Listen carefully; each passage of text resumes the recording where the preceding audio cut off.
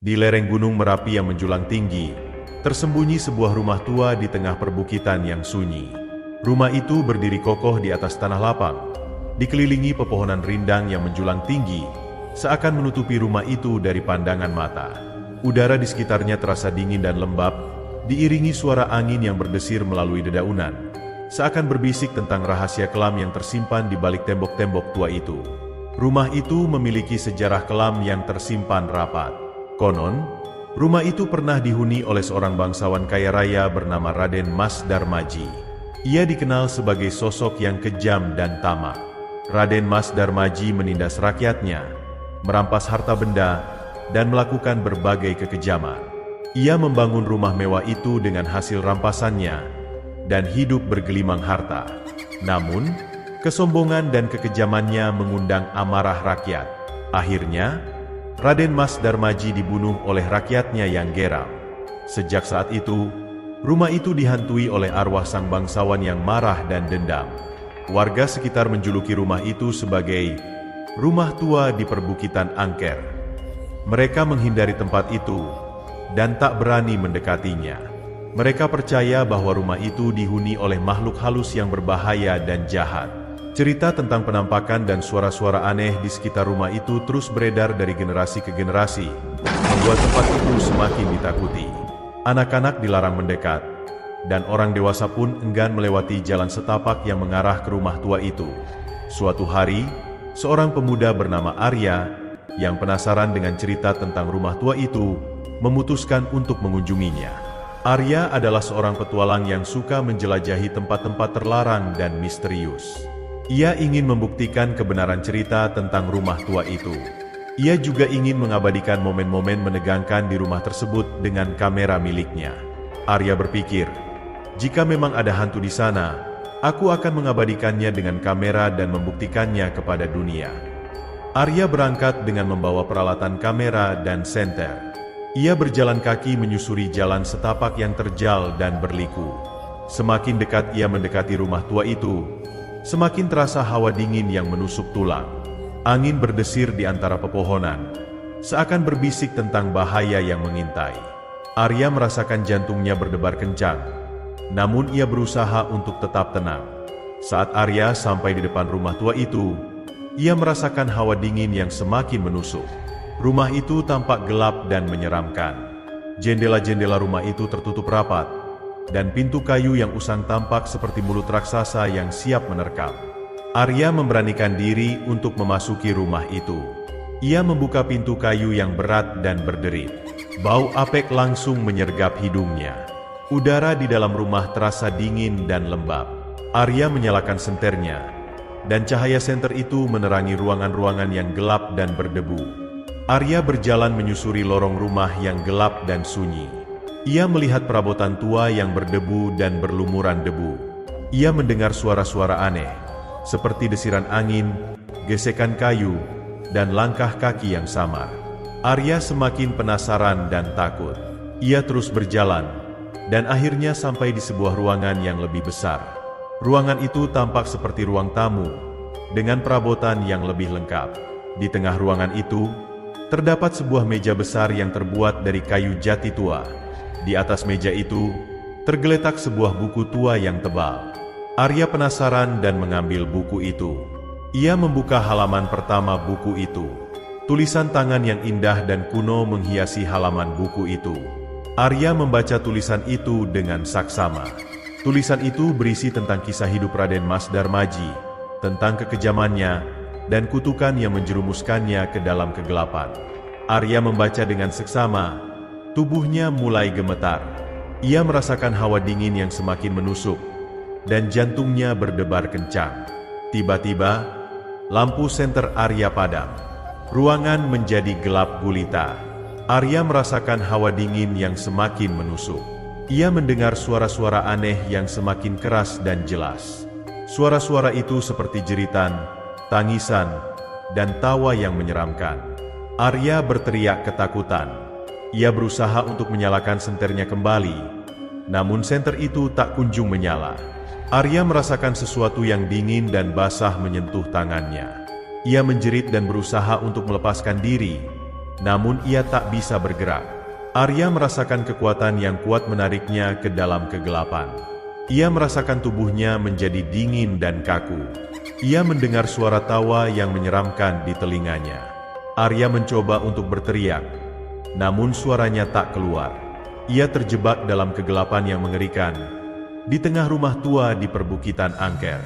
Ia tak tahu apa yang akan terjadi padanya. Saat itu, Arya merasakan sebuah kekuatan besar menariknya ke arah sebuah ruangan di ujung lorong. Ia dipaksa berjalan, tubuhnya tak berdaya.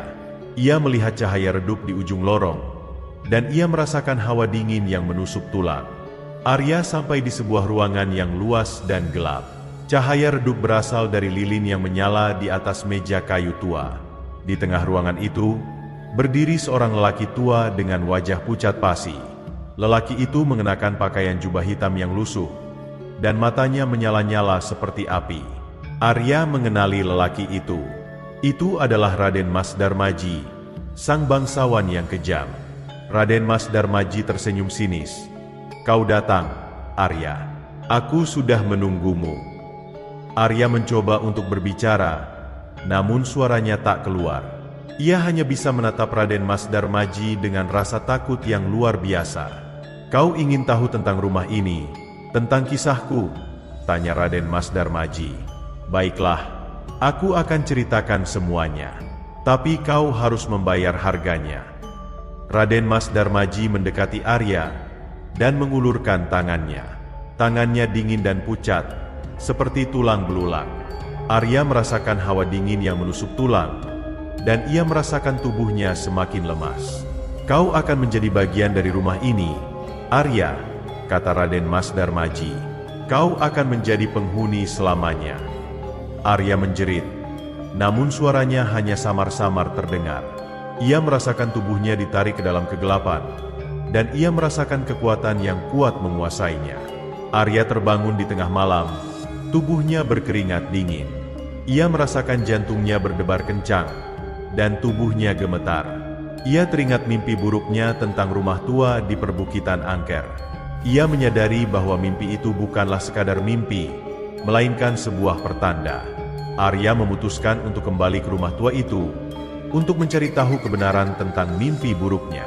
Ia ingin mengungkap misteri Raden Mas Darmaji dan rumah tua yang menyeramkan itu. Ia ingin menyelamatkan dirinya dari kutukan yang menghantuinya. Arya kembali ke perbukitan itu dengan tekad yang bulat.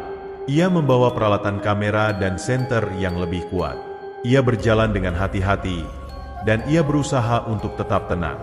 Saat ia sampai di depan rumah tua itu, ia merasakan hawa dingin yang menusuk tulang. Ia melihat bayangan Raden Mas Darmaji di balik jendela rumah itu. Raden Mas Darmaji tersenyum sinis dan mengulurkan tangannya ke arah Arya. Arya berteriak ketakutan, dan ia berlari sekencang-kencangnya. Ia berlari tanpa henti, hingga ia sampai di jalan raya. Ia melihat sebuah mobil yang melaju kencang, dan ia menghentikan mobil itu. Arya menceritakan mimpi buruknya kepada sopir mobil itu. Sopir mobil itu terkejut, dan ia menyarankan Arya untuk pergi ke tempat yang aman. Sopir mobil itu mengantar Arya ke sebuah hotel di kota terdekat. Arya menginap di hotel itu, dan ia mencoba untuk melupakan mimpi buruknya. Namun, ia tak bisa melupakan rumah tua di perbukitan angker itu. Ia merasa terikat dengan rumah itu, dan ia merasa bahwa ia harus kembali ke sana. Keesokan harinya, Arya kembali ke perbukitan itu. Ia ingin mengungkap misteri Raden Mas Darmaji dan rumah tua yang menyeramkan itu. Ia ingin menyelamatkan dirinya dari kutukan yang menghantuinya. Arya kembali ke rumah tua itu dengan tekad yang bulat. Ia membawa peralatan kamera dan senter yang lebih kuat. Ia berjalan dengan hati-hati, dan ia berusaha untuk tetap tenang. Saat ia sampai di depan rumah tua itu, ia merasakan hawa dingin yang menusuk tulang. Ia melihat bayangan Raden Mas Darmaji di balik jendela rumah itu. Raden Mas Darmaji tersenyum sinis dan mengulurkan tangannya ke arah Arya. Arya berteriak ketakutan, dan ia berlari sekencang-kencangnya. Ia berlari tanpa henti, hingga ia sampai di jalan raya. Ia melihat sebuah mobil yang melaju kencang, dan ia menghentikan mobil itu. Arya menceritakan mimpi buruknya kepada sopir mobil itu. Sopir mobil itu terkejut, dan ia menyarankan Arya untuk pergi ke tempat yang aman. Sopir mobil itu mengantar Arya ke sebuah hotel di kota terdekat. Arya menginap di hotel itu, dan ia mencoba untuk melupakan mimpi buruknya. Namun, ia tak bisa melupakan rumah tua di perbukitan angker itu. Ia merasa terikat dengan rumah itu, dan ia merasa bahwa ia harus kembali ke sana. Keesokan harinya, Arya kembali ke perbukitan itu. Ia ingin mengungkap misteri Raden Mas Darmaji dan rumah tua yang menyeramkan itu. Ia ingin menyelamatkan dirinya dari kutukan yang menghantuinya. Arya kembali ke rumah tua itu dengan tekad yang bulat. Ia membawa peralatan kamera dan senter yang lebih kuat. Ia berjalan dengan hati-hati, dan ia berusaha untuk tetap tenang. Saat ia sampai di depan rumah tua itu, ia merasakan hawa dingin yang menusuk tulang. Ia melihat bayangan Raden Mas Darmaji di balik jendela rumah itu. Raden Mas Darmaji tersenyum sinis dan mengulurkan tangannya ke arah Arya. Arya berteriak ketakutan, dan ia berlari sekencang-kencangnya. Ia berlari tanpa henti, hingga ia sampai di jalan raya. Ia melihat sebuah mobil yang melaju kencang, dan ia menghentikan mobil itu. Arya menceritakan mimpi buruknya kepada sopir mobil itu. Sopir mobil itu terkejut, dan ia menyarankan Arya untuk pergi ke tempat yang aman. Sopir mobil itu mengantar Arya ke sebuah hotel di kota terdekat. Arya menginap di hotel itu, dan ia mencoba untuk melupakan mimpi buruknya. Namun, ia tak bisa melupakan rumah tua di perbukitan angker itu. Ia merasa terikat dengan rumah itu, dan ia merasa bahwa ia harus kembali ke sana. Keesokan harinya, Arya kembali ke perbukitan itu. Ia ingin mengungkap misteri Raden Mas Darmaji dan rumah tua yang menyeramkan itu. Ia ingin menyelamatkan dirinya dari kutukan yang menghantuinya. Arya kembali ke rumah tua itu dengan tekad yang bulat. Ia membawa peralatan kamera dan senter yang lebih kuat. Ia berjalan dengan hati-hati, dan ia berusaha untuk tetap tenang. Saat ia sampai di depan rumah tua itu, ia merasakan hawa dingin yang menusuk tulang. Ia melihat bayangan Raden Mas Darmaji di balik jendela rumah itu. Raden Mas Darmaji tersenyum sinis dan mengulurkan tangannya ke arah Arya. Arya berteriak ketakutan, dan ia berlari sekencang-kencangnya. Ia berlari tanpa henti, hingga ia sampai di jalan raya. Ia melihat sebuah mobil yang melaju kencang, dan ia menghentikan mobil itu. Arya menceritakan mimpi buruknya kepada sopir mobil itu. Sopir mobil itu terkejut, dan ia menyarankan Arya untuk pergi ke tempat yang aman. Sopir mobil itu mengantar Arya ke sebuah hotel di kota terdekat. Arya menginap di hotel itu, dan ia mencoba untuk melupakan mimpi buruknya. Namun, ia tak bisa melupakan rumah tua di perbukitan angker itu. Ia merasa terikat dengan rumah itu, dan ia merasa bahwa ia harus kembali ke sana. Keesokan harinya, Arya kembali ke perbukitan itu. Ia ingin mengungkap misteri Raden Mas Darmaji dan rumah tua yang menyeramkan itu. Ia ingin menyelamatkan dirinya dari kutukan yang menghantuinya. Arya kembali ke rumah tua itu dengan tekad yang bulat. Ia membawa peralatan kamera dan senter yang lebih kuat. Ia berjalan dengan hati-hati, dan ia berusaha untuk tetap tenang. Saat ia sampai di depan rumah tua itu, ia merasakan hawa dingin yang menusuk tulang. Ia melihat bayangan Raden Mas Darmaji di balik jendela rumah itu. Raden Mas Darmaji tersenyum sinis dan mengulurkan tangannya ke arah Arya. Arya berteriak ketakutan, dan ia berlari sekencang-kencangnya.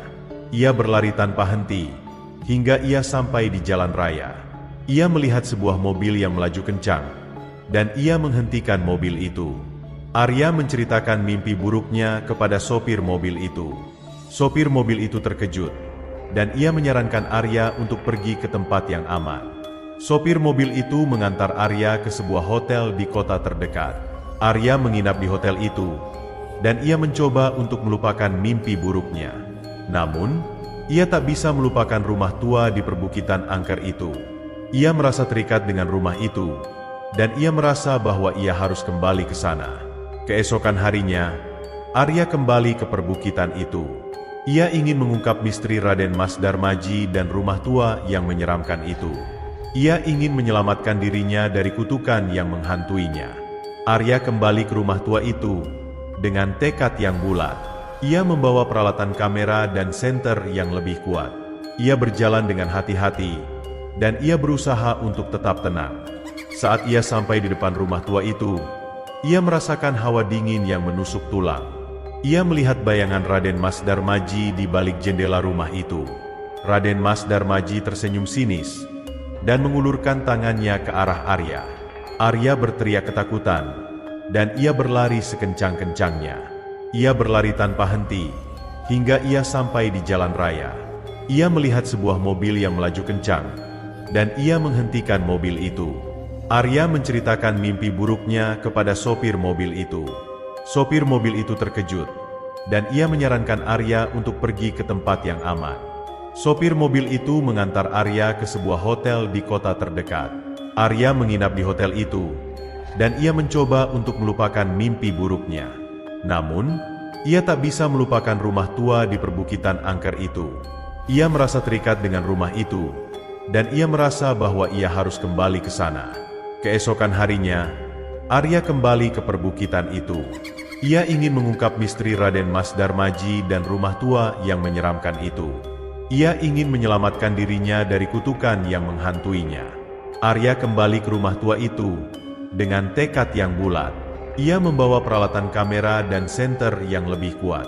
Ia berjalan dengan hati-hati, dan ia berusaha untuk tetap tenang. Saat ia sampai di depan rumah tua itu, ia merasakan hawa dingin yang menusuk tulang.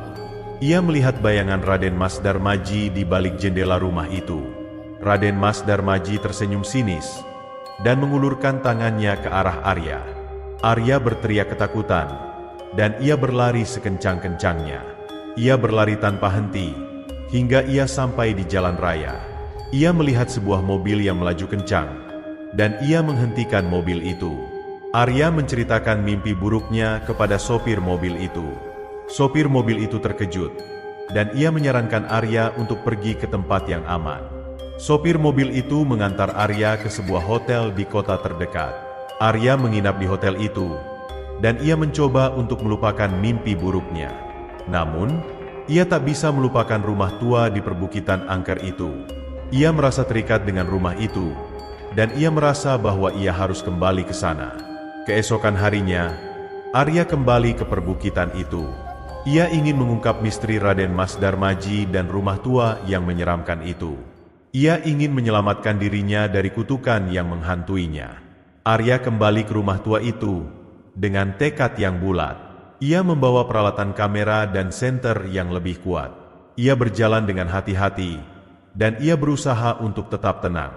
Saat ia sampai di depan rumah tua itu, ia merasakan hawa dingin yang menusuk tulang. Ia melihat bayangan Raden Mas Darmaji di balik jendela rumah itu. Raden Mas Darmaji tersenyum sinis dan mengulurkan tangannya ke arah Arya. Arya berteriak ketakutan, dan ia berlari sekencang-kencangnya. Ia berlari tanpa henti, hingga ia sampai di jalan raya. Ia melihat sebuah mobil yang melaju kencang, dan ia menghentikan mobil itu. Arya menceritakan mimpi buruknya kepada sopir mobil itu.